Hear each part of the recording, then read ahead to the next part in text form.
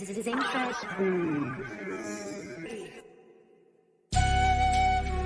are now tuned in to Coffee Talk on LE Radio. Serving you up some new flavor, fresh out of ATL. Where the vibes prevail, the convo's held between a scale of 1 to 10 exceeds 1,000. But do you feel me? Go ahead and get your cups ready as we pour into your mind, slow and steady. You may need a full cup for this. CoffeeTV.com. We got raw and dirt-to-ready conversations, live, provocative entertainment, new flavor in your ear for my podcast, talk show radio. Watch us live online in the studio. Tell a friend, tell them we come soon. Never know what's in store with the whole crew, cause we got you.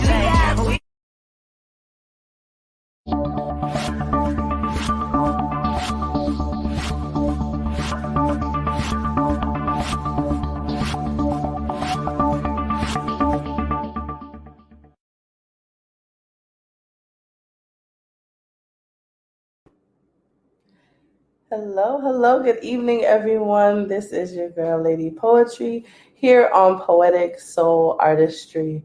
So, I know it's been a minute since you see me, but we're back, and I have an amazing show for you tonight. Really excited about this show. So just to kind of course, as we always do, come through. So make sure you definitely tune in to coffeetalkradio.com. Go on there, look at everything out there. We have all our different shows as well as go through. Make sure you join the social media site as well, because that way you'll be able to stay on top of everything that is Coffee Talk, be it the Poetic Soul Artistry, the ATL Mix, Coffee Talk Radio, like all of that, you'll be able to stay tuned there. Okay?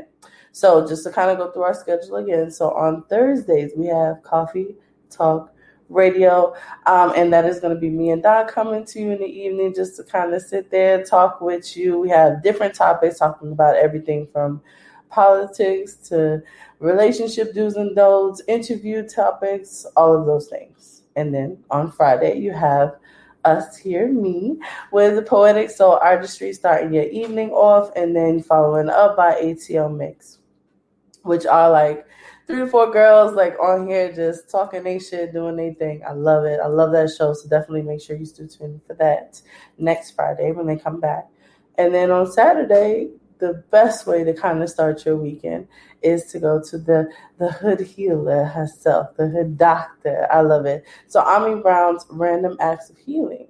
So definitely make sure you stay tuned to all of that. So we're going to get into Poetic Soul Artistry tonight. So the topic for tonight is the art of storytelling, or rap, as we know it. As a lot of people who know me personally, those of you who don't, like when I tell you music and poetry are like the 2 biggest main things in my life. So all the time, every time, it is either one or the other. So basically, what we want to talk about tonight is the art of that. Like the poet, not just the poet, but how kind of like rap started and originated, how it was before and what is kind of morphed into now, and kind of see that progression. And who better to have that conversation with than somebody who was basically there on the ground and was just like journaling, like reporting all of it, and was there to kind of see the progression of where we started into where we are now. So without further ado, I'm going to introduce this amazing person. She's actually with Holter Intellectual Properties. So she's definitely the queen bee in this thing. And also the founder, like when I tell you I'm going to let her run down her resume and list. Most of y'all already know, but like when I tell you everything, all that in the bag of chips, as they used to say, Miss Jessica Holter. So she's going to be coming on here. And we're just going to get into this conversation again about the art of storytelling and rap. So if we have her on. Yay! Hi. Hello. So excited to have you on the show. I'm glad to be here. I was supposed to do, I have to apologize because I forgot I was doing like something on Facebook. Mm-hmm. It's like a call or something. Oh, I was trying to figure it out. Trying to do the room? Yeah, but I don't really know how to do it. Oh, okay, so, yeah. I don't know, guys. I'm sorry. Oh, yeah. What's Facebook thing? I have no idea. It's supposed to be right here. Oh, so yeah. So you have the room. So you hit join. and then you can share the link, and then you can just pop your phone up if you want to. Just kind of share it out with whoever if you want to.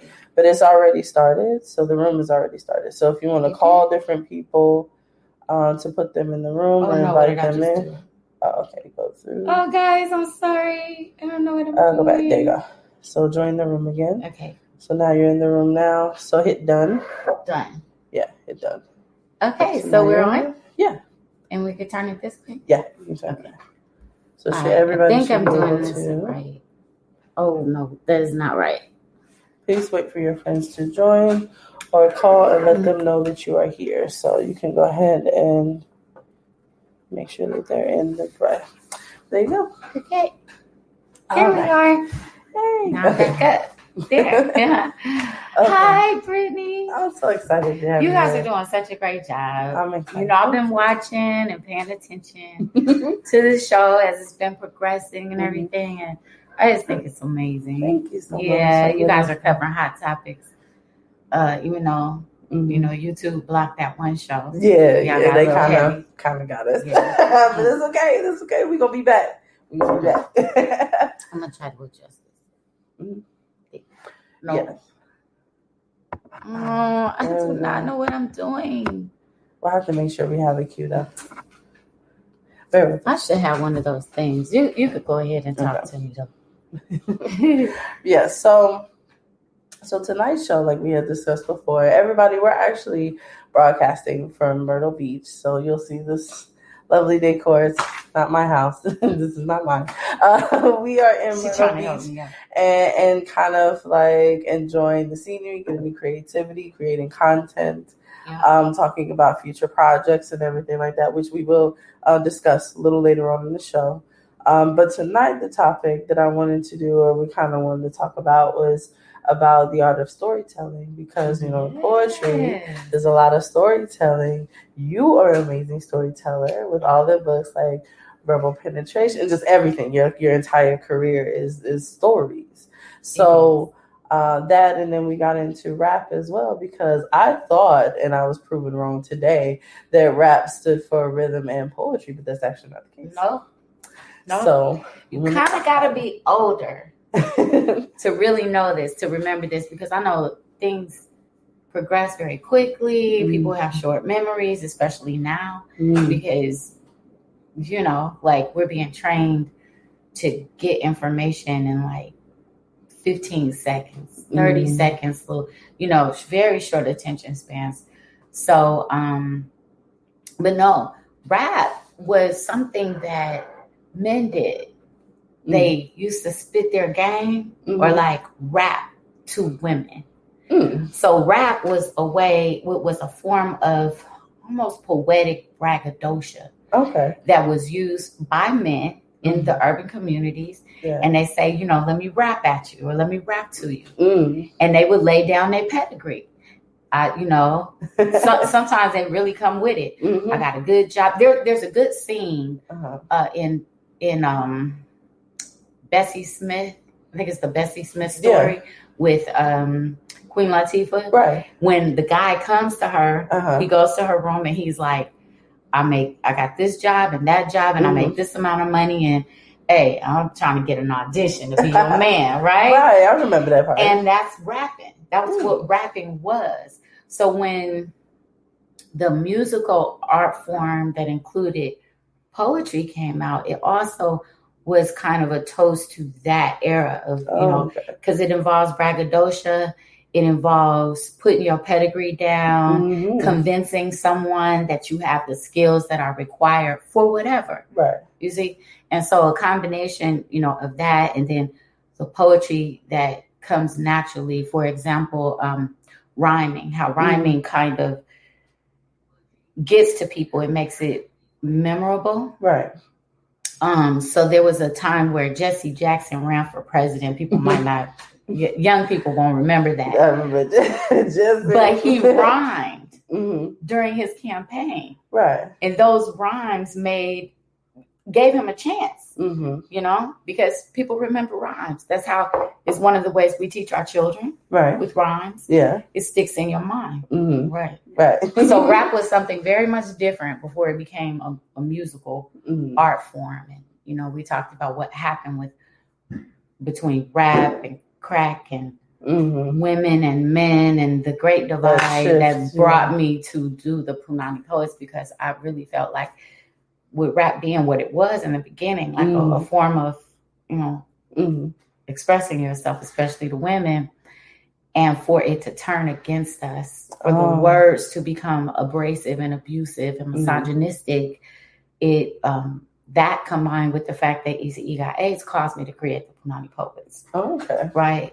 So that's awesome. That's like how that all started, like came around. Yeah, because when we were having our discussion earlier today, you were talking about how like rap initially was a form of compliment to women, not only just to brag about what he has, but you're also so fine, I'll drink your bath water. You know, whereas and all that. Is then you have like gangster rap, I guess, it shifted to you know, hoes and bitches, and I got this many and doing this and that. So I'm wondering what collectively that mental shift kind of. I think in a way it was a sign of the times, as Prince would say. Right. Right, because there have always been addicts in our community and all communities. There have always been problems and issues and things like that. But rap, the music, the poetry and the music, the storytelling of hip hop and of leading up to gangster rap, even revealed things, not just to the Black community, but to the world at large. Private things that my mama or people's grandmamas would have said, you don't go around airing dirty laundry. Right? What happens in the house stays in the house. What happens in the house stays in the house. You don't go telling that. And that's, rap music became almost a curse and a gift. Because it gave us the opportunity to express ourselves in a way. For the young men and young women who were involved in the creation of the music, it gave them a voice. It gave them a chance to express the things that were on their hearts. And it was almost therapeutic. Well, it was therapeutic. And so you want to get that out. But what is the industry doing with this information? How do they use this information to shape the community? At a time where, you know, and you can look at the timeline and see that the privatization of prisons aligns with the Just Say No campaign and the mass incarceration of Black men. So you're talking about very private information put on a line for everyone to see, dirty, hanging there. You're talking about young Black men who are, by then we were like the second generation of cocaine in Oakland anyway. And they already don't have dads in their community, but at least for a while, they had strong mothers. And where they didn't have strong mothers, they had strong grandmothers. But we're talking second generation crack. So now they're looking at young boys, looking at their moms doing godforsaken things in alleyways and all of that. And they're literally selling the drugs to their own family members and stuff like that. And so those stories began to circulate, you know, around the world. And for the first time, at least in my lifetime, I'm 51, we saw Black women in a light we had not seen Black women before. Before that, it was almost like it was Medea, who, no matter what, was able to raise her children and rise up in spite of the fact that she didn't have a man, and she was able to, you know, do all of that and praise the Lord at the same time. Right? It was bad. It was very, very bad. So they started saying these things. And at the same time, you got young men who were out here in the streets loving each other on a different level. And what I mean by that is dodging bullets together, defying, you know, danger and saving each other in the streets and really building a camaraderie with one another that women weren't there for. And when they did come for it, it was for the crumbs that fell from their table, basically. Oh, okay. So they would see girls and they would be like, oh, she just a hoe. She just trying to get my money. Mm-hmm. And that narrative made it into the music. So now you got the crackhead mamas and the gold digging daughters. Right. And fuck these bitches. Girls ain't shit but bitches and hoes and all this stuff. And I don't love these hoes and all this other stuff. It amazes me today that people like Ice Cube are able to like redefine themselves, and people don't remember that he is the chief lyricist for NWA. Right. He was like very misogynistic and went on to, I don't know, do children's movies. Like kids movies. He's got kids movies. I'm like, even yo, though that's my birthday twin, but yeah, that was kind of. It's all good, and I appreciate his campaign and all that stuff. But can a sister get an apology? Right? Can we talk about the damage that was done? Because recently, because even Tupac had that song, "Wonder Why They Call You Bitch," and like all that other stuff. Because you making this money. Because you have to understand, before hip hop music, there was no outlet for somebody who was not born with a silver spoon in their mouth, who was not going to go to college and go through all of the, all of the. Sorry.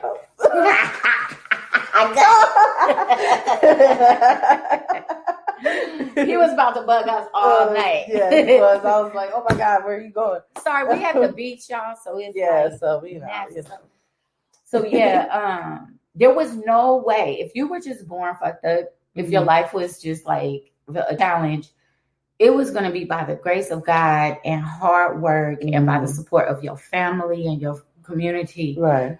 That you would make it up out. But hip hop changed all that. It gave people an opportunity to have something. It like really have something. So when we're talking about Eazy-E, who's the chief reason that I started Punany Poets, because he got HIV and eventually AIDS, and we know what happened with that. Right. But there was really no way to like make it out until hip hop. Right. Women came for it. We came to celebrate that. Okay. So the girls who went and did the rap music videos and all that, we had ass on it. We got ass on the glass. We ready to support you in your shit all the way with what you brought, what you had, which was your lyrics and your stories. But you actually took our stories, put it to a beat, sold it to white people, and we were on the chopping block.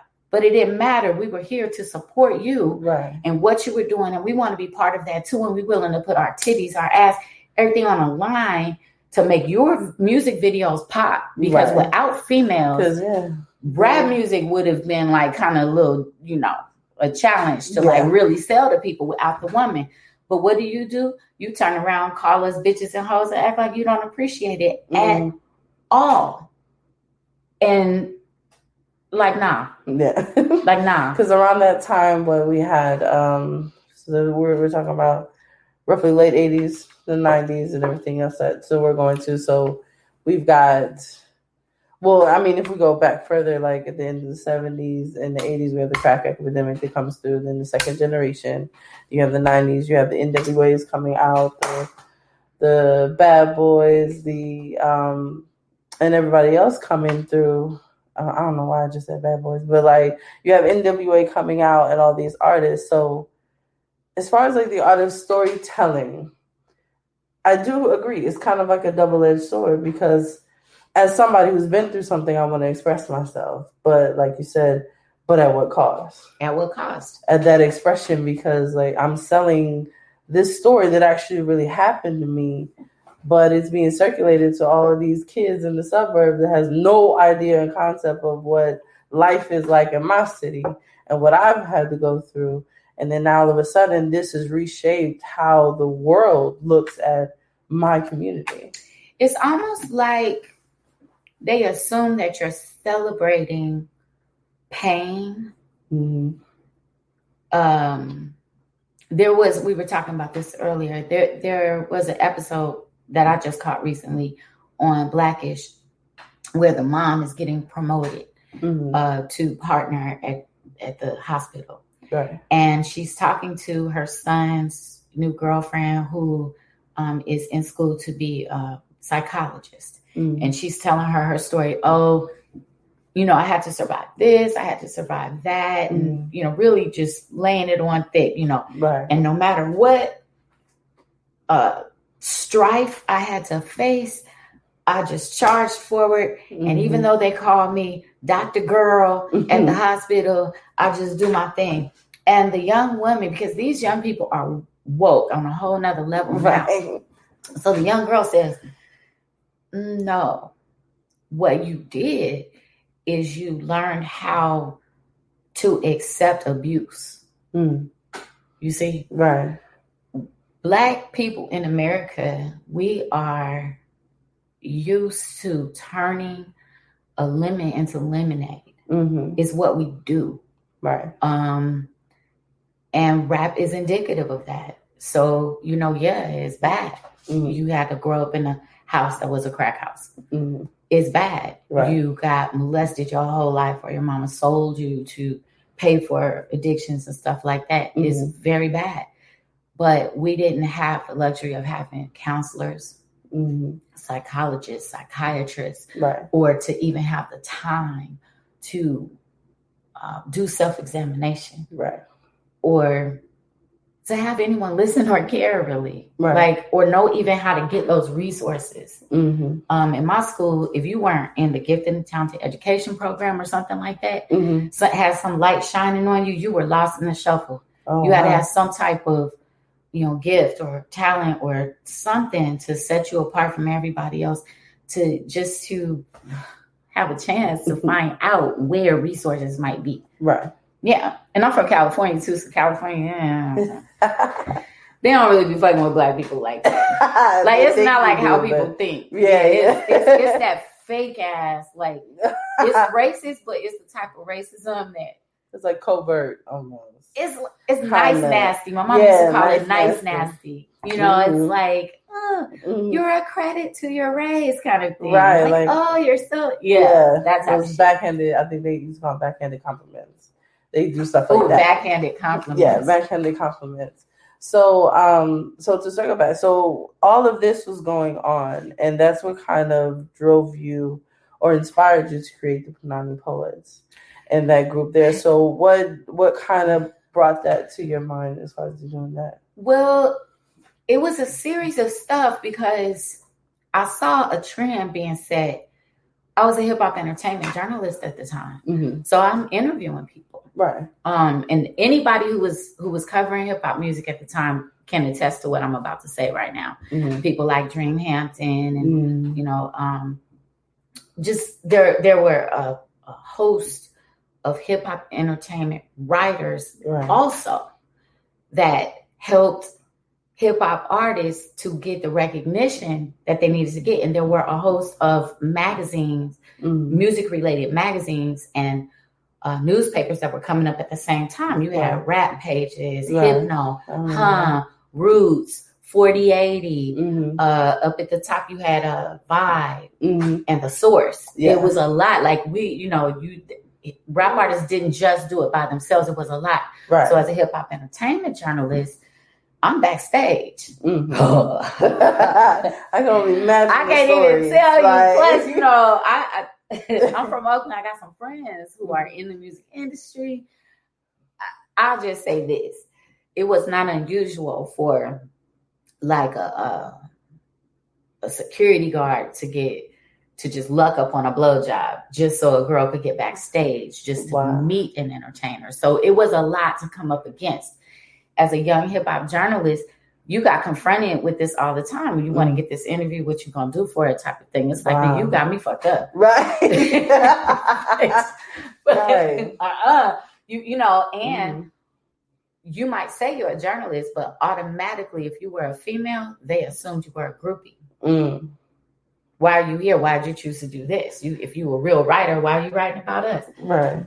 And it's like, have some pride. Because I'm trying to, right. I was just trying to, get my byline too. Right. We all got a byline, So there was that. But the main thing was, besides the fact that I was treated kind of weirdly, sometimes, I got a book coming out. Yes. So I talk about some of this a a little bit in my book, because I'm not going to go into a lot of that right now, but let's just say the gentleman in hip hop could be very rude and misogynistic in real life.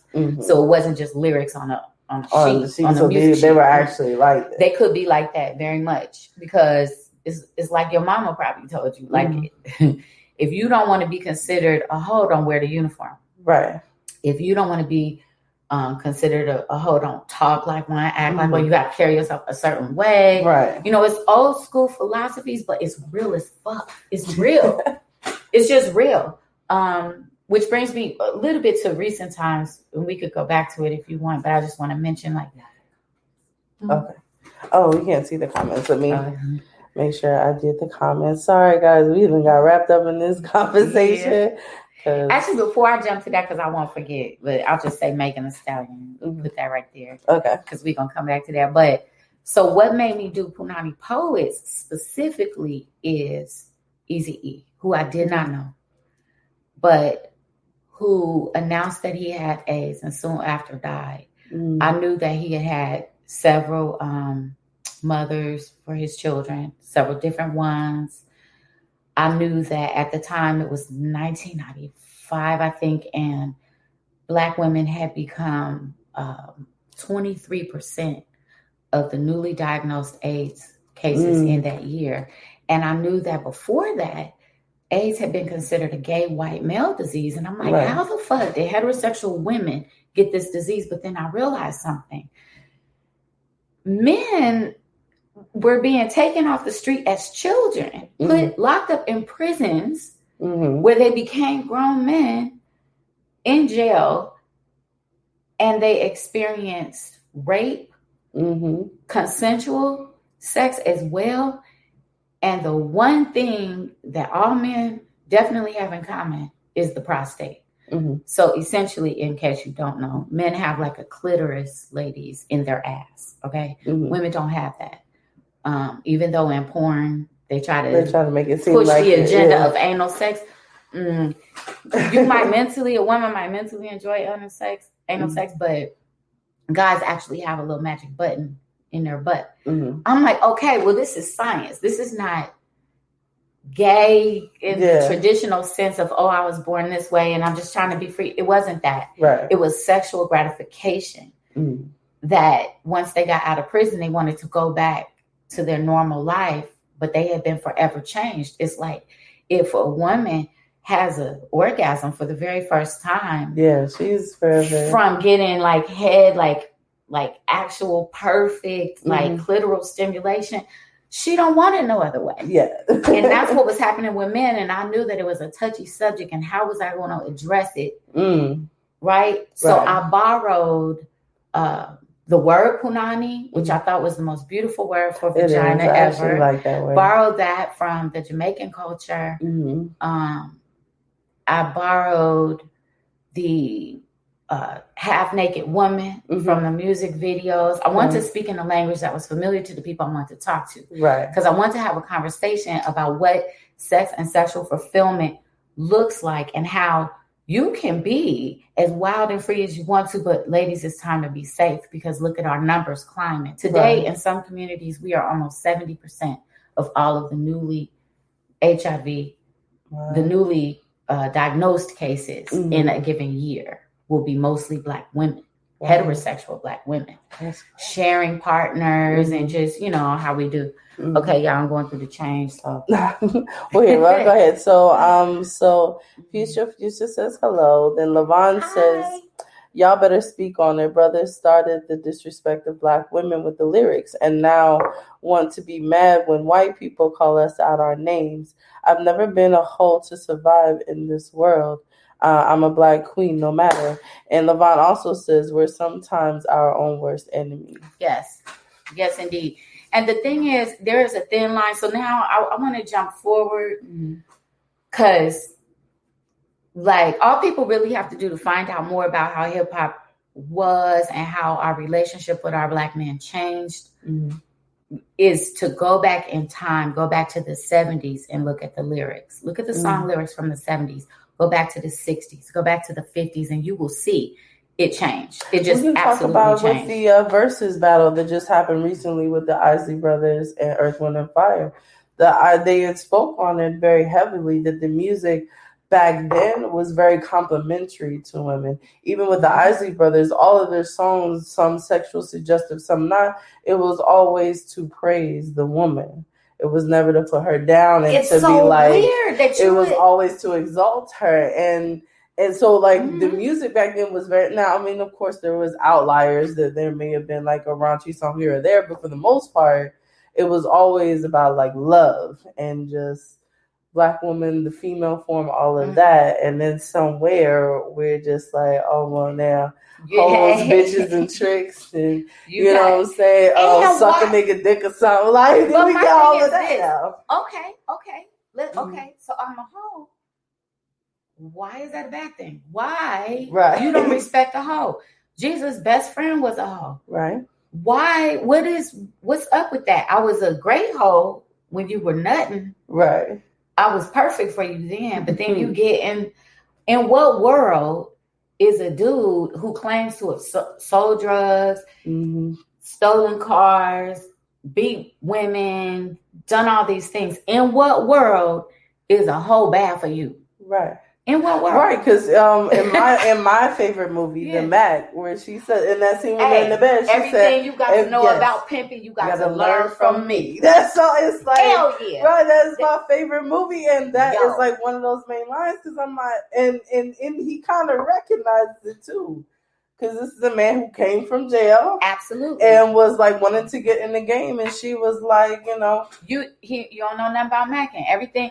And that is a very key point. There's another line in the movie that is notable, which is the key to controlling a woman's body is through her mind. Yeah. And you said, you have to control a woman through her mind. The important thing to note here is that is true in the world in general. It doesn't really...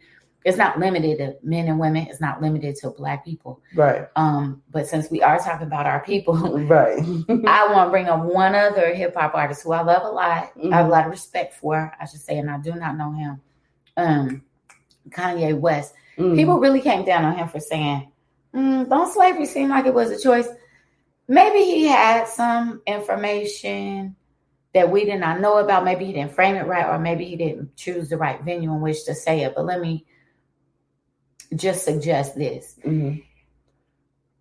Women are definitely complicit in what happened to us as far as misogyny, because y'all might be too young to remember, but we had C. Dolores Tucker. We had, what was the other lady? C. Dolores Tucker was actually dealing with politicians trying to get, she is the person that got the explicit lyrics label put on the albums. But she was really saying, yo, this is going to be bad. This is, no good can come from this because there's disrespect here. And I was on the side of freedom of speech. I was young. And I'm like, we know the difference between fact and fiction. Like, I was delusional about how this was going to come out. I was.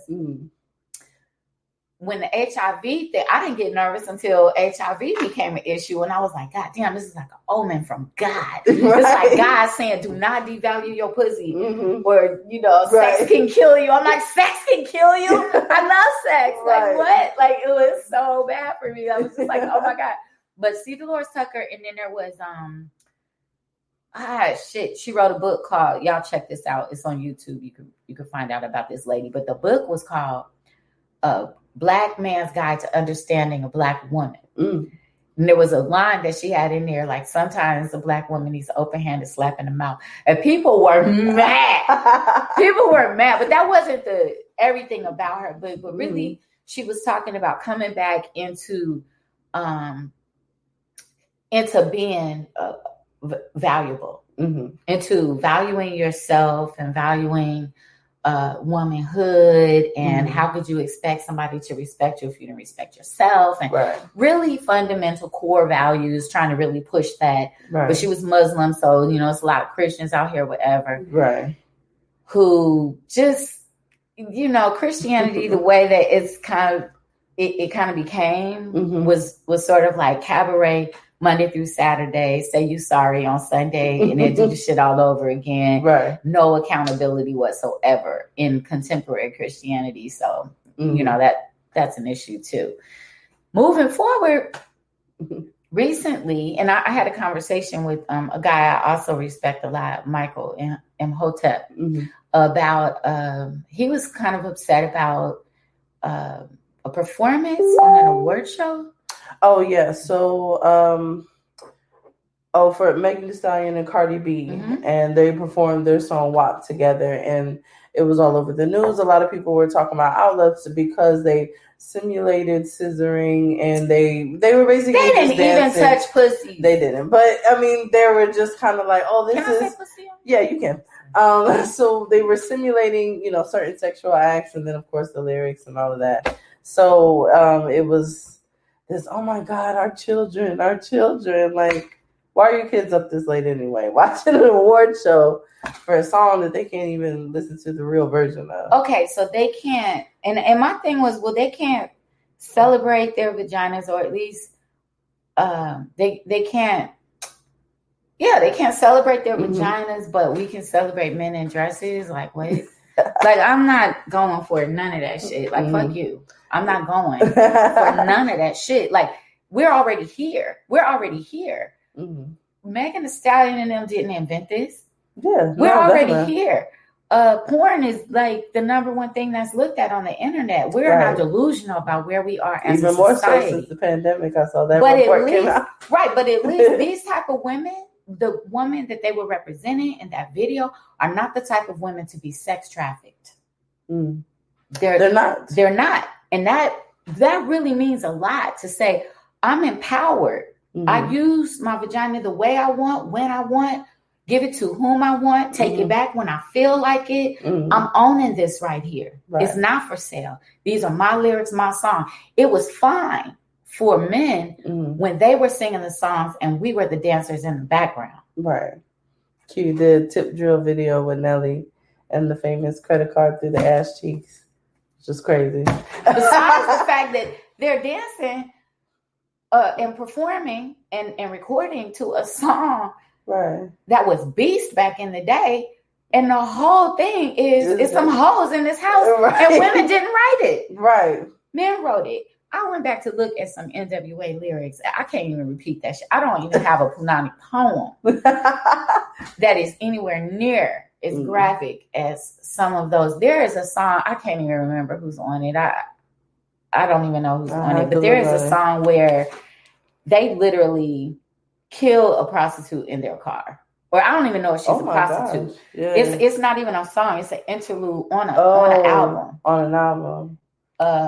I got it written down somewhere because I meant to comment on it in my book. I haven't addressed it yet. But yeah, they're like, come here, ho. Like they're telling kids how to talk to these women. Wow. So we're looking at, like, I was in my 20s at the time. So I'm 51 now. So we're talking about 30 years of mental programming. And you don't realize who is funding this. Right. Who is funding this? You stood in line to get a deal from a person who has historically oppressed you, and you think they're going to give you an opportunity to say something that is going to uplift your people? Are you out of your fucking mind? No. And every time we get something, we give it away. And that's why I was bringing up Blackish, because there's a moment where she goes to her husband. She said, do you know, after who was in the which one? The ball player who thank you, babe, Jackie Robinson. She said, you know, after Jackie Robinson broke down the color barriers in baseball, it is still only 7% Black players in baseball. Like, what did he do all that for? And my thing is, that's not even the point. What did he give up? Right. The whole Black baseball league was out of commission after that. Baseball, yeah. Right? And we do it all the time. Hip hop music, it's not ours anymore. We still claim it, but it's not ours anymore. And it's so many spaces that we have dominated in, but gave away You know, we gave our schools away by demanding that, we need to go to white schools. Do you really think that these thoughts came from Black people? Probably not. Probably they planted Black people, paid certain Black people to push an agenda. Go back to Africa. We're probably not even from Africa, most of us, but they pushed this go back to Africa agenda to hide the fact that most Black Americans are probably native to this land and got you thinking. But I'm going to tell you something. I'm only 51, but the lady that raised me was born in 1923. She never had any memories of her parents or grandparents being in slavery. All she remembered is that they had land and lost the land during sharecropping. You see? Right. So we got some comments on here. So Ami says that part. She says, hey, pretty. So Levon comes back and says, what was the energy when where was that energy when Madonna and Miley Cyrus was out there doing the exact same thing everywhere? But Meg and Cardi B did it, and it's disgusting. That's the racism that is so frequently happening, which is true because Madonna, she kissed. And then also Madonna had another situation where she kissed Britney Spears and Christina Aguilera. So it was the first time. And then the second time it was Madonna and Miley Cyrus. I think Madonna's just got a thing for girls for some reason. Okay, but that's lightweight compared to. Oh yeah, she said Madonna was slinging WAP back then, and now she's singing old ass WAP. Not only was she slinging WAP, but there's a video. I don't remember which one, but there's a video where Leon is in that video, and he kills her. I have to look it up, but there's a video. You know Leon, the actor. Yeah, he's an actor in one of her music videos, and I think they're messing around. He accidentally kills her or something like that. There was a lot of cutting edge, almost racial stuff in there. Right. And there was a revolution she was fighting in one song against her father. There was a lot of rabble rousing, my parents will call it, going on back then. But they have a right to fight. We obviously don't have a right to fight because I'm going to tell you why. It's because we want to fight in their arena. We don't want to fight in our own arena. We don't want to have private conversations about what's going on with and between us. We want their approval for everything. Black people are in a love-hate relationship with white America. It's almost like an abused woman who keeps going back. Or like Stockholm Syndrome. It's Stockholm Syndrome, or a dumbass hoe who keep going back to her pimp. Like she say, I want my freedom. I don't want to be no hoe no more. And then she keep going back to the pimp talking about she need new shoes or something like that. You can't have your cake and eat it too. You want to be free?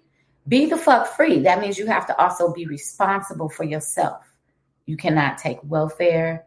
You cannot take none of them motherfucking handouts that they got for you and all that stuff. And I'm sorry, that this is the truth, but this is the fucking truth. You got to be willing to stand on your own 2 feet. So Levon says, we did that one. So Ami says, white women, little girl. Wait, can I just say yes? Hi, Michelle. Michelle Brewer, right there. Everybody say hello. Love you. Michelle Brewer is our original Punany's Pearl. Yes. Mother of 4, beautiful dancer who really, really, she put the class on the ass in my show. She did. She put the class on the ass because my thing is this. Like I said, be a hoe. Be the best hoe you could be. Okay? If that's what you want to do. But be your own person. That's how I felt. Megan Thee Stallion and Cardi B. The other one was with her. Have changed the conversation, and people are upset because they are in control of their pussy. There's not a man controlling their narrative. It's them saying what they want to say, doing what they want to do, going to the bank on their own, not needing a man. If they want a man, they can have a man. But if they don't choose to have one, they don't need one, and it's offensive to a lot of people. It puts me in the mind of when Harlem Nights, to bring it back, because we were talking about Richard Pryor earlier, where Della Reese, she was like, I'm an honest hoe, and all my hoes is honest. And I was like, I love that. And I was like, you know what? That's what I'm talking about. Because she said, I'm on this hoe, and all my hoes is on this. And I'll never forget that line ever. Because that's right. Like, I have to own it. Because me and a friend of mine, we had a round conversation because I am, as y'all know, I'm one of those women that are part of the well-endowed crew. And there are certain shirts that kind of show certain parts of the girls, but I don't mind. And I know this happens. I know people will stare at my chest. I'm fine with it. It doesn't matter. But we were going around debating it because they were like, well, why do you wear the shirt? Because you want that attention. I'm like, well, no, I don't necessarily want the attention. I just know I'm going to get it. And their argument was, well, you want the attention because you're wearing the shirt. You know the shirt is going to draw the attention. That's why you put the shirt on. Or no. I put the shirt on because I like the shirt and it don't have nothing to do with you. And that's my point. You are putting yourself in my narrative right now. Right. So why are you putting yourself in my narrative? I got a whole poem, girl. Oh, I wish I had my book. Yeah. I got a whole poem. My titties are not polite. Right. It's called Rebel Titties on the Open mic. My titties are not polite. My titties did not come here to make you comfortable. Right. If my titties disrupt this atmosphere of your open mic, you need to check yourself and find out why you're uncomfortable with breasts. You know what I'm saying? Like, right. Because we're not put here for other people to determine our lives. Mm-hmm. We are all, as I learned from the beautiful Ami, who I see on here. Yes. Ami, I want to thank you for the gift of bringing yoga and the knowledge of self and what heaven is, the elevation you talk about with your kidney beam and everything that you have taught us over the last 2 years. I want to thank you. I want to encourage everybody, please check out Ami on her show, Saturdays. Which is on Saturdays here on Coffee Talk Radio, because it is enlightenment. It is the understanding that what if Jesus was really a yogi? What if he wasn't talking about dying and leaving this earth and going to some pie in the sky type of heaven with the streets paved with gold and stuff? What if he was talking about in the course of your life, going through the chakras? When we're young, we vibrate with our pussies, okay? Because that's the nature of humans to procreate and all that stuff. As you get older, as I said again, I'm 51, okay? Right? As you get older, you'll notice like a lot of women, start to calm down as they get older. Yeah. Right. And it's because you go higher and higher up. At a certain point, like you're vibrating here and your solar plexus, that's where your nerves and everything, it starts to warn you about stuff. You start to notice when you're younger and you're just vibrating all down here, you just go for the gusto, whatever it is, you just feeling good, you drinking, you partying, you doing everything. Once you get to your solar plex area, you start to sense danger a little bit more. You start to, and this is just my ghetto interpretation. What I got from it. I mean, can tell you really like in scientific terms and esoteric kind of terms as well. But I was following like the course of my life and how I didn't do HBO until I was 29 and I was a mom. So I was more responsible with my sexuality. But if you read Pussy Willow, you will find out I was not always responsible with my vagina at all.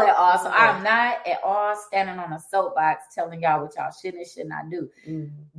We all, as the Bible says, have sinned and come short of the glory of God. Exactly. But the glory of God is you. The glory of God is in you. The glory that you will get to someday when your kidney elevates you to that place. And I did that shit for me. When your kidney beams you up to the place where you are no longer controlled by the flesh, you are no longer controlled by other people's emotions or other people's energies. You're past that because you've gotten past your solar plexus. You vibrating with the heart chakra. Right.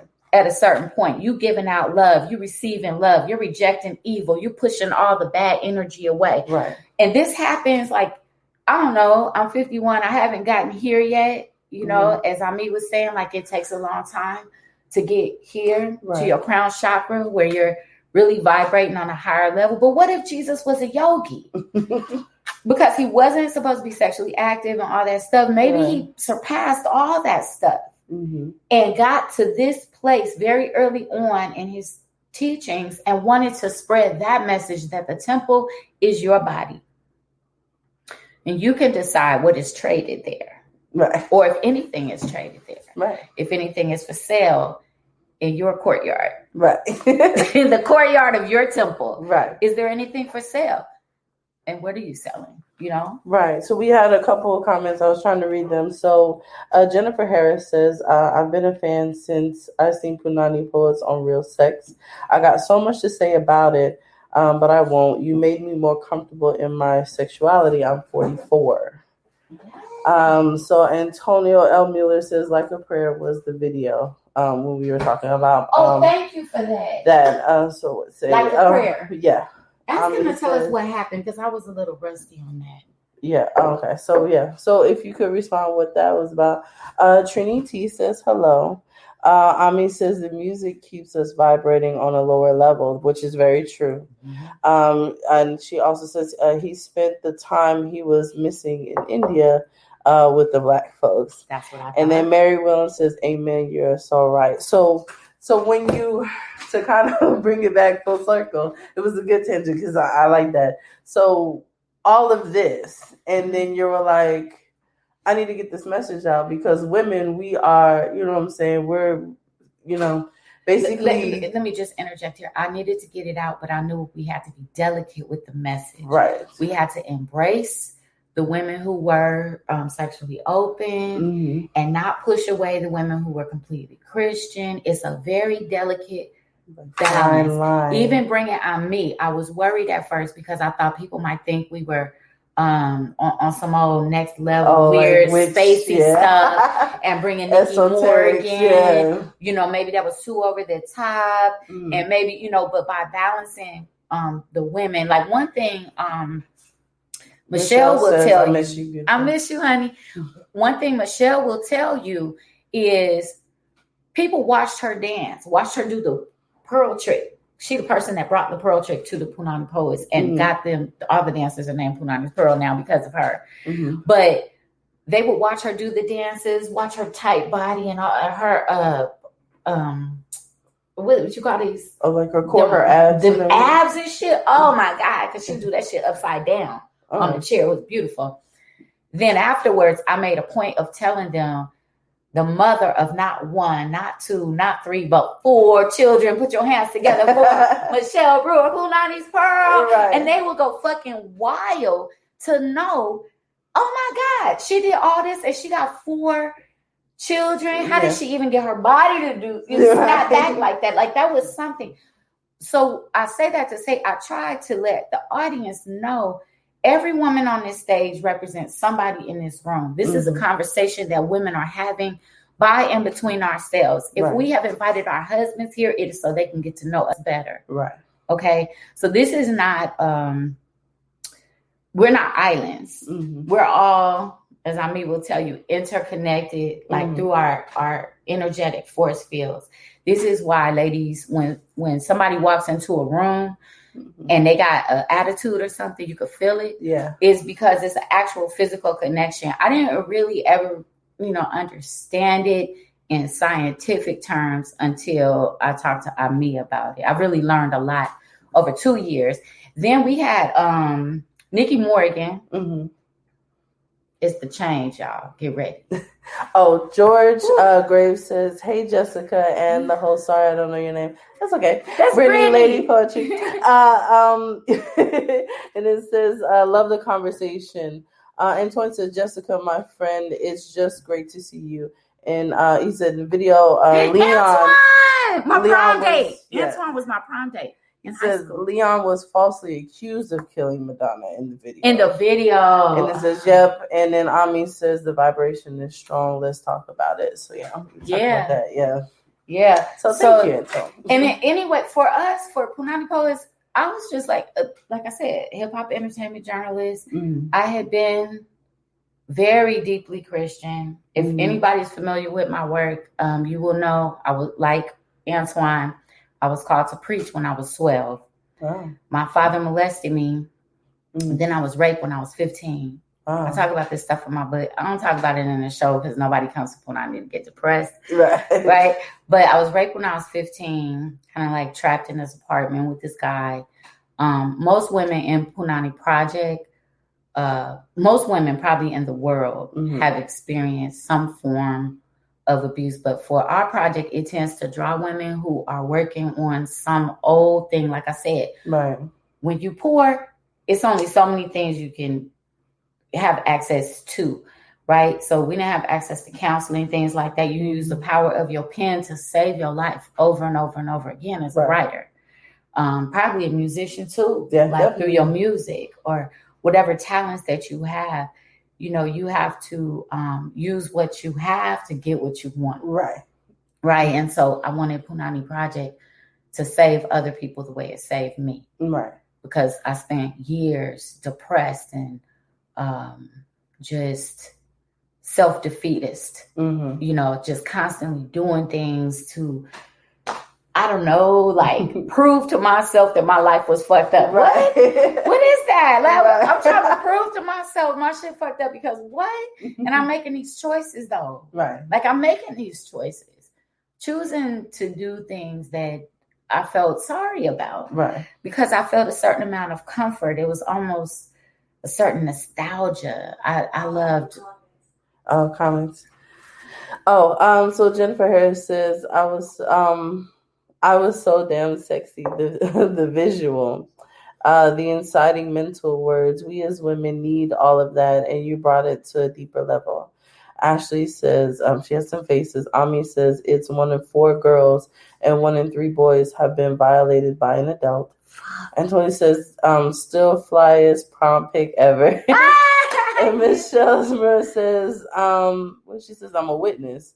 I didn't me until the Punany Poets introduced me to me. I didn't know me until Punany Poets introduced me. Thank you for that, Michelle. Thank you for that. Because I really feel like women, we have to take care of each other. We have to, it's not just about your own children, it's about the whole community. At some point in our history, we knew that. Right. And then somewhere we lost it, somewhere around crack, probably. Right. We lost it and didn't really understand our responsibility to each other. For any woman who is sitting around waiting for a man to save you, honey, don't. And I'm going to tell you why. I'm not man bashing or man hating or anything. I love men. And men, we don't man bash in our show or anything like that. It's about creating conversation, you know, between us. But men and women speak different languages. Absolutely. Right? Absolutely. We vibrate on a different energy level. I think maybe we are nurturers and they're like providers and warriors.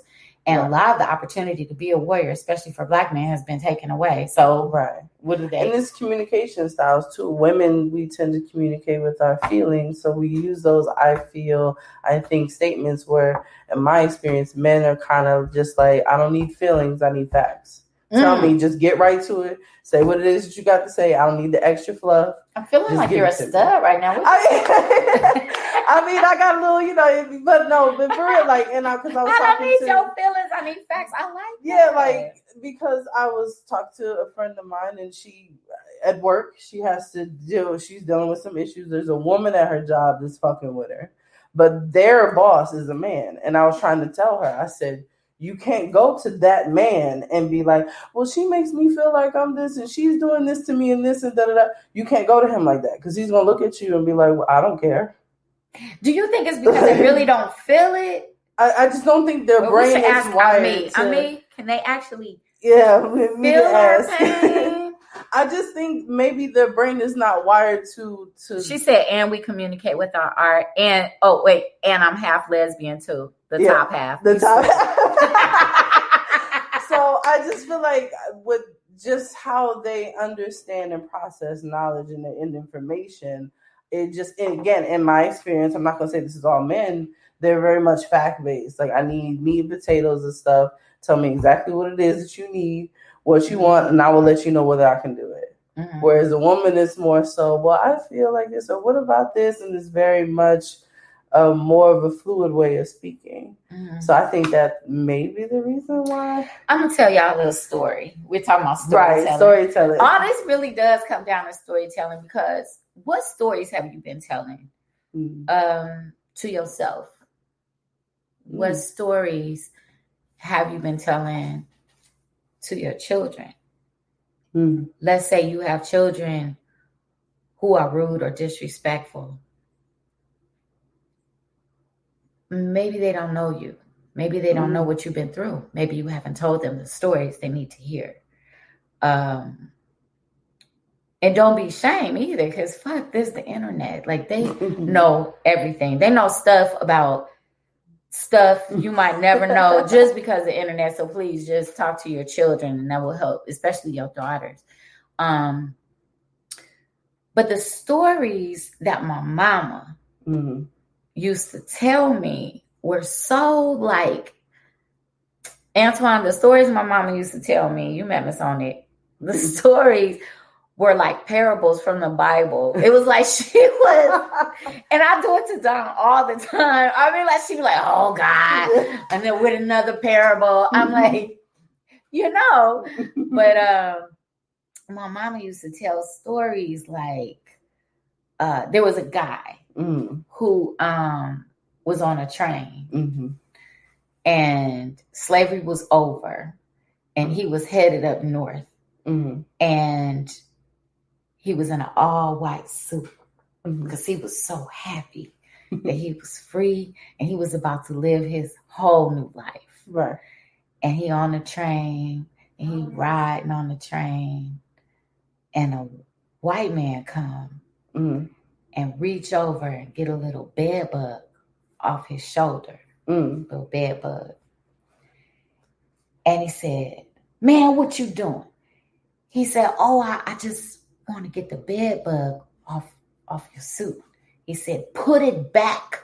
Put the fucking bed bug back on my shoulder. White folks can't stand to see us have nothing. That's deep. That's deep. Oh, we got a comment. So George Graves says, I was called to preach as well, but because of me being gay, I felt the church promoted self-hatred. I had low self-esteem to the point of a twice failed suicide attempt. Thanks for sharing. And then Michelle says, my kids are Punany kids, Punany Poet kids, no secrets.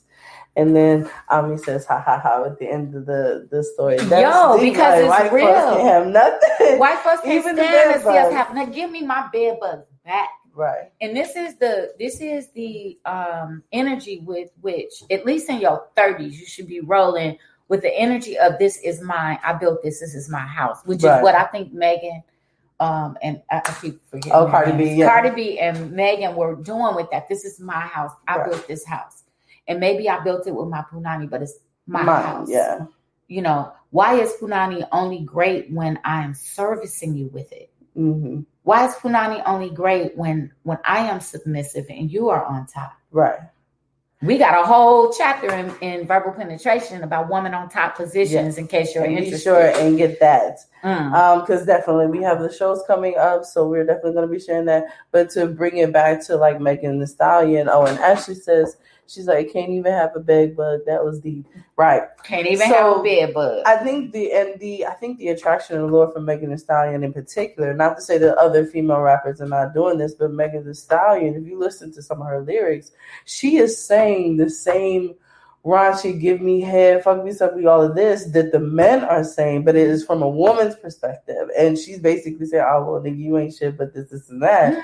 And that's why I think they get all these rumors about her. They do all these things to kind of tear her down because she's literally doing what the men are doing and they don't like it. I feel like she was prepared for it. I feel like I saw some interviews. I feel like they're fine. These women are fine. They know what they're doing. They, hopefully no one in their lives. The only people probably who could tear them down is somebody that they love and respect, that on a personal level, who is not on board, who may, do whatever. If y'all get the chance, y'all want to hear a story? Yeah. Yes. I'm going to tell y'all a story. Some shit, COVID allowed me to find out things that I didn't know about. Okay, so I mentioned Kanye West earlier.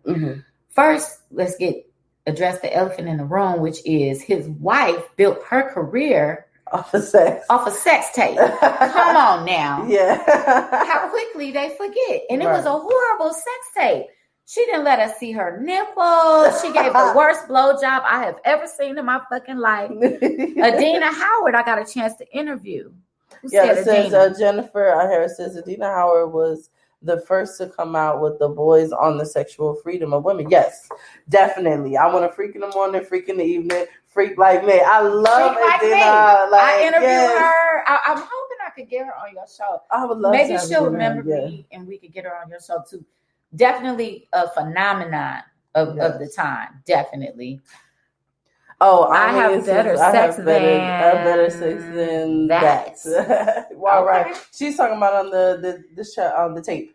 On the tape. Oh my God, it was so bad. I didn't watch it, but I was just like, I heard it was horrible though. Like it was so bad. It was so bad. It was so bad. But just the fact it was Ray J, everybody was just circulating it. But she said, no, not the nipples. Like whoever was filming, she's talking to the camera person saying, don't show my nipples. Oh, I didn't even know it was a camera person. I thought they just had it hooked up somewhere. No. Oh, so it was like a full production.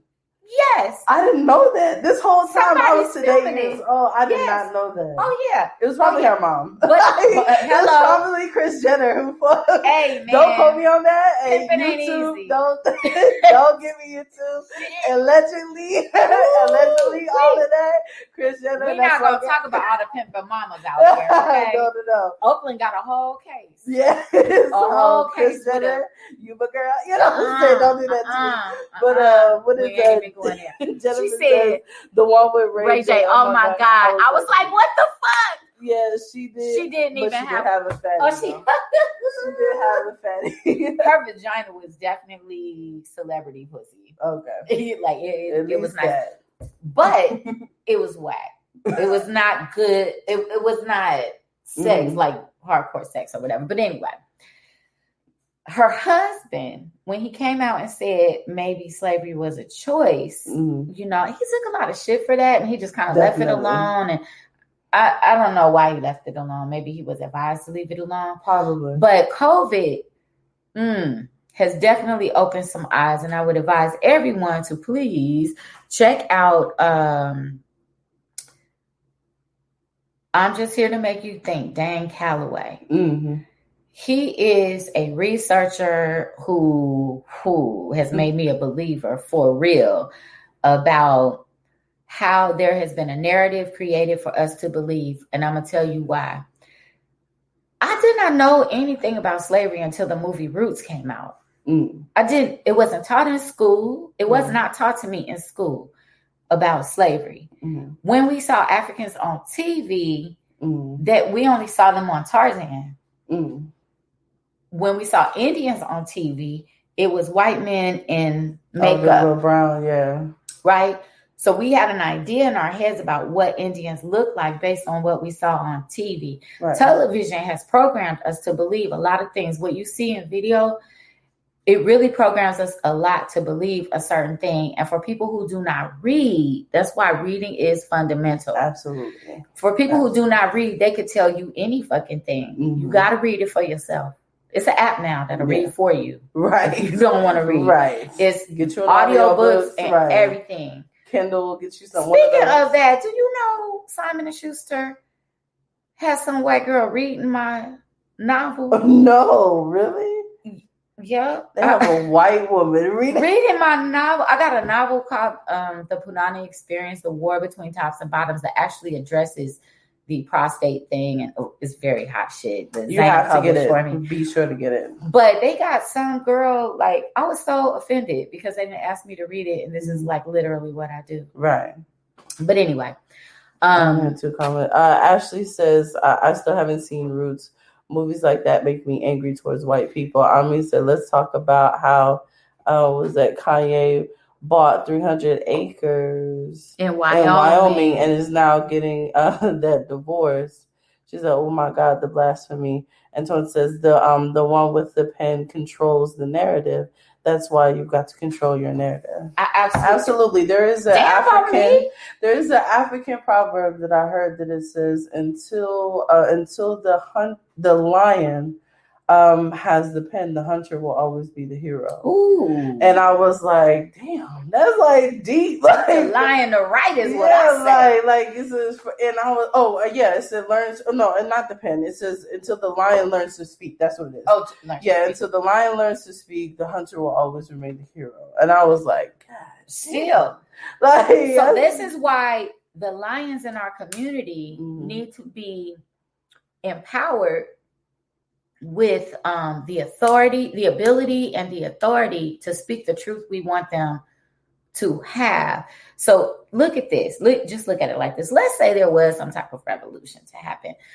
All of our most powerful men, all of our ball players are under contract. Right? Mm-hmm. Our politicians bought and sold. Absolutely. Who are you going to trust? Who's going to be on the front lines for you? Ben Crumb. On the front line. Big Crumb. I don't know. That's all I'm saying. Nobody. That's all I'm saying. Dr. Lamar Johnson, maybe. I don't know. That's all I'm saying. You can't even. Charlamagne the God probably. Antoine, no offense. Wait, what does he say? That was when he said the pen controls the narrative. Michelle says, I need you to sign it. Ami said, why didn't they have me read it? They know I yo bitch. And George Grave says, deep. Michelle, I will sign your ass if you want me to. I love you. I do. Wow. We have given away all our power. We literally fought to get into their schools and have them teach us what they wanted us to know, his story. We rejected our own schools in our own communities, and we still do it today because half of us don't want something unless the white man hasn't said it's good. Right? We'll literally walk around, not us, but our people will literally walk around tattooed and wearing the labels of brands that have openly rejected a connection with us. For example, Nike.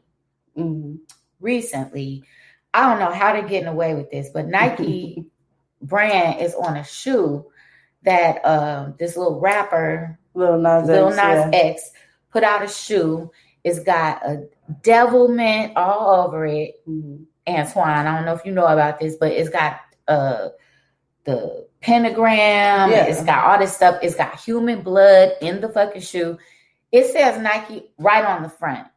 I can't imagine that they would put a shoe out that says Nike unless they got approval from Nike. But all of a sudden, no, they did without approval from Nike. That is not even possible. There's no way. Nike is actually suing them. Nike is lying. I'm gonna tell you right now, Nike's a fucking lie. Nike might have signed off and then changed their mind, but there is no fucking way anyone is going to even how they get the graphic. Because it's a Nike shoe that they custom. There's no way. They are fucking lying. Yeah, that makes sense. So there is something called fiction of law that y'all should all look up. It is the legal right to make up a story to defend your legal case. It's called fiction of law. Look on your cell phone right now. See if I'm lying. Yeah, they can make shit up whenever they want to. All of this shit is made up. Anyway, money is made up. Everything is made up.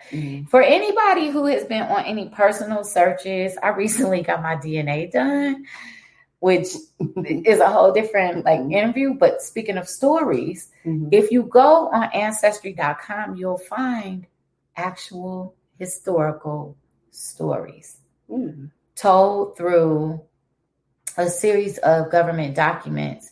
So maybe they weren't expecting this day to ever come. So a lot of stuff stayed on record. You will find out that what Dan Calloway says is true in a lot of cases. So I have a great, great, great, great grandfather who was white in 1840. He was mulatto. I'm talking about on the census report. He was white in 1840.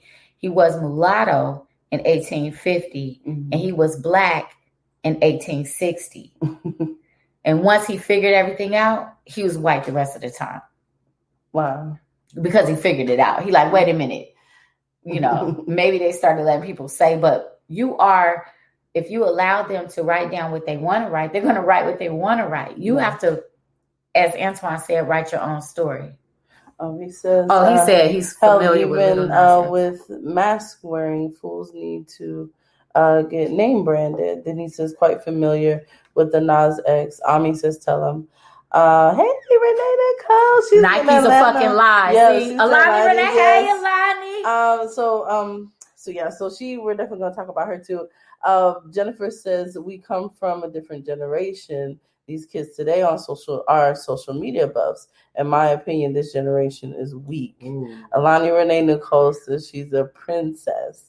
And Michelle Brunner says, I'm on it because I did 23andMe. Michelle, you are definitely, you look like, and I've seen the Brewer name a lot on Ancestry, and you kind of look like my wife, actually. And I think y'all Native American. I just do. It's something about the gait, the look that just makes me think, Africa, probably not. And even in mine, it says, you have to go to the page where they give the breakdown of your ancestry. And mine says Africa, but when I really look, and you look at the actual, I don't know, amounts that they captured the percentages that point to a certain, I'll show you when we get off. It says not detected, not detected, not detected, not detected. They just say Ghanaian and Nigerian, which I feel in my soul because I feel hella black in my heart and my soul.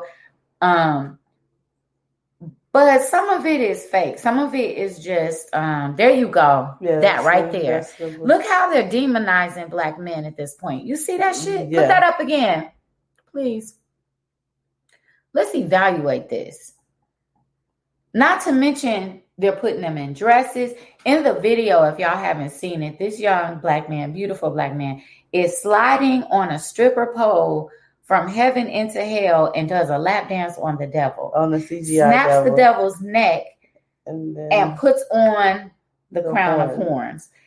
It's crazy. It's so crazy. I don't even want to sound like a religious fanatic or anything. It's not even about that. It's about the optics. Yeah, the way it looks.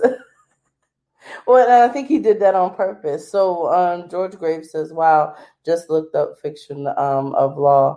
My research is on now. See? Michelle Brewer says, they said I was 37% European. Ami Brown says, you so black. I'm so black. Michelle Brewer says, I hate it and I can't unsee it. Damn. Sorry, boo.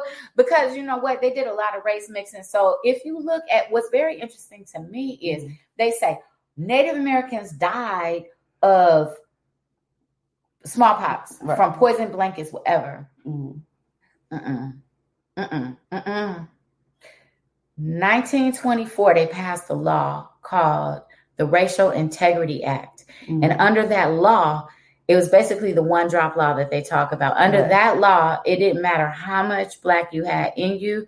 It could be one drop or 100 drops. You were just considered black. What that did is if you were Hispanic, if you were whatever you were, as long as you weren't white, you were considered black. You see?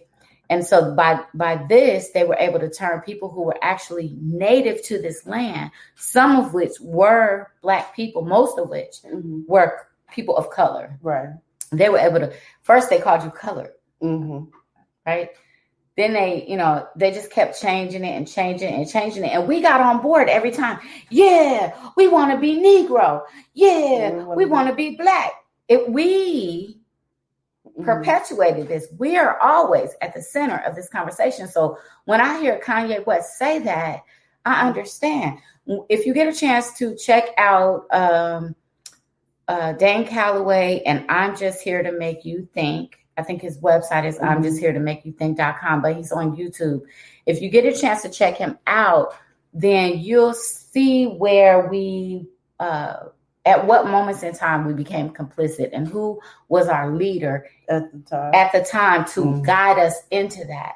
Because the Oklahoma tragedy didn't happen until Black people went there to report on it and say, oh, there are thousands of Black families prospering. And then all of a sudden there's a situation in the elevator and it gets bombed from the sky. Right. You see what I'm saying? Right. You got to look at these people. You got to look at Jesse Jackson and the Rainbow Coalition. You got to look at the dude with the perm. What's his name? Oh, Al Sharpton. Al Sharpton. Yeah. Got to look. Every time these motherfuckers want to come up and start a protest, you got to look. You believe right now, you probably believe that Rosa Parks is the reason the bus boycott started. No. But it is not. And do your research and you'll find out there's always some organized, if it gets out to the masses, there is some white person pushing that agenda, and there's a reason that they're pushing that agenda.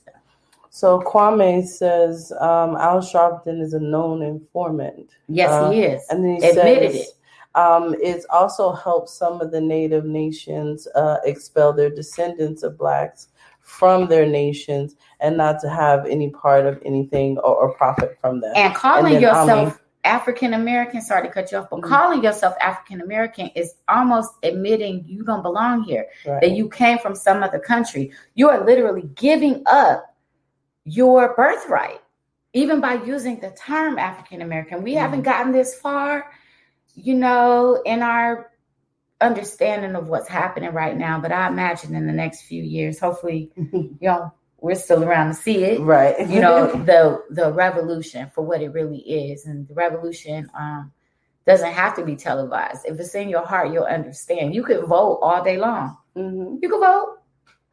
A lot of people think that Black people couldn't vote until 1960 something. Really? Not true. No, they could vote.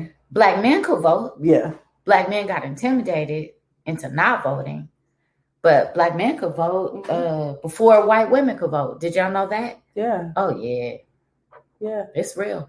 It's real. But if you don't stand up for yourself, nobody is going to stand up for you. Nobody's going to trust you if you don't trust yourself, period. You keep going to your pimp looking for shoes.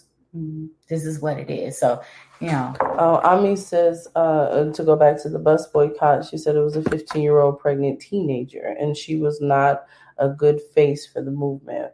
And I have researched that, and I did read that or whatever. They decided not to. Because she was cussing. She was like, fuck you, motherfucker. I'm going to sit where I want to sit. And everything. She's still alive, I think, in New York. Yeah. And Michelle says, thank you. I refuse and correct people when they call me African American. And then Kwame says, we gave up our birthright by adopting the use of a social security number as well. That part. Michelle says, can you give my sister Unique KP a taste of Jessica? What does it say? I made he get on. Oh, you want me to spit? Oh, yes. So, yeah, we do have poetry. Yes, so we do have poetry. We kind of got off, but... do you want to do a commercial? Oh. Are you still on live with my phone on Facebook? I got both of them. Okay. Yeah, so we were, okay, this always happens whenever Jessica and I get in the same room together. We always have these conversations, and that's why, I appreciate this woman so much, because every time I learn something new and enjoy the conversations that we have. Even though we did run on the tangent, we're still on the storytelling. We're still on the rap. It's just like putting the pieces of our puzzle together and understanding that we haven't been telling our own story. Right. And that's what's been messing me up. This COVID has been a blessing for me anyway, on so many levels. Because we have to adopt that idea of how you going to tell me about me. I should have just did that. Okay, so I want to spit.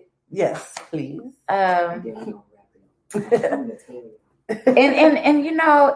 because I'm going to do this piece because I just really feel it right now because of the energy that we've been having. And just thank everybody for tuning in tonight. Absolutely. Because We didn't even expect it to get this deep. We were going to try to keep it on like a poetry level and that type of stuff, but there's so much going on right now. Yes, so we're going to this as well as Coffee Talk Radio. Mm-hmm. We're definitely going to be talking about these types of topics more, so we're going to have a part 2 to this, definitely.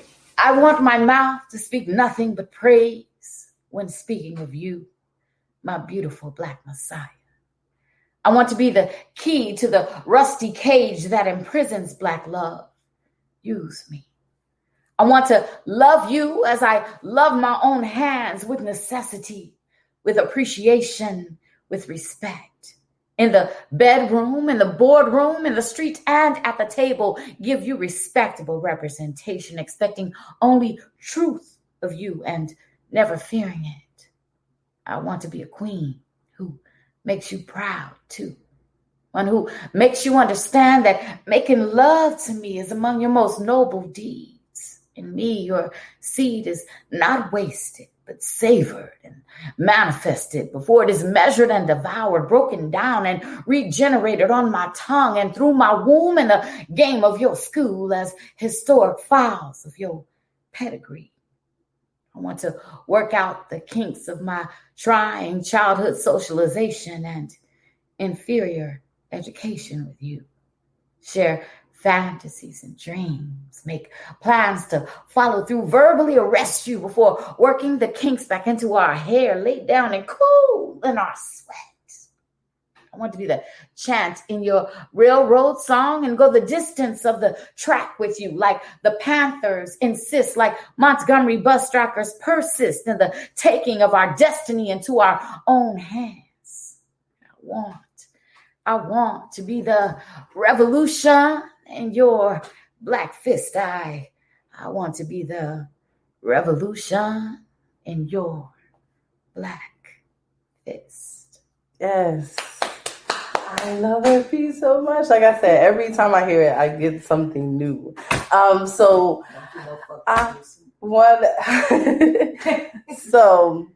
thank you, everybody, for tuning in. Like I said, we kind of went through it. We was going through our thing. So we kind of got lost in the sauce, but it was such a good, necessary topic. Thank you, everybody who commented and everything else.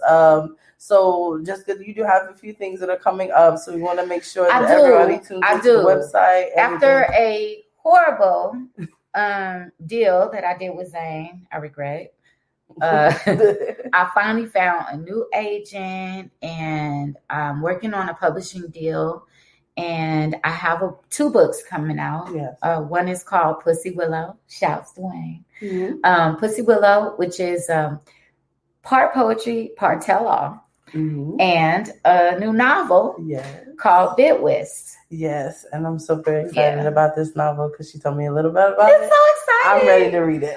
It was hard to write. It was hard to write because, sometimes women, you got to get rid of them demons in your life, even if those demons are your children. Yeah. So it was a very difficult book to write, but I'm on page 200 or something, and I'm really excited about it. Yeah. And I may post a couple chapters for y'all to read if you're interested. You can find us on punanytv.com. Find Punany Poets on punanytv.com. Michelle, I'm going to be posting your Pearl video there shortly. But Punany, Punany, TV.com. For other episodes of this show, you can find us at coffeetalkradio.com. And Ashley asks, where can I find the other books? I need to catch up. Amazon. So verbal penetration, Jessica actually has. So Ashley, you'll be able to order that. Yeah, or you see me on here. She has some copies too. Yes. So you can order directly. So if you message Jessica or whatever, we'll make sure that you can message myself. We'll make sure that you get the book. If you get it from us, we can autograph it, personalize it for you, or whatever. But we have like 200 copies in the garage.